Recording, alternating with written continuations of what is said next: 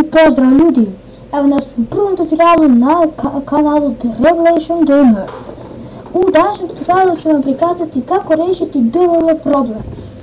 Svi se uvijek, znači svima kad igrate neku igricu, uvijek vam izađe na primjer da DLL neki nije proradio. Evo ovako, znači na primjer vam nedostaje Blink 32 DLL. I sada, znači ukucate ime DLL, zatim idete na znači na prvi ovdje.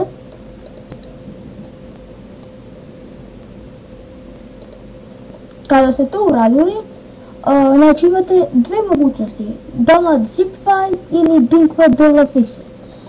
Ja vam više preporučujem zip file, znači pritisnite na download. Sad čekamo da se učita, evo ga.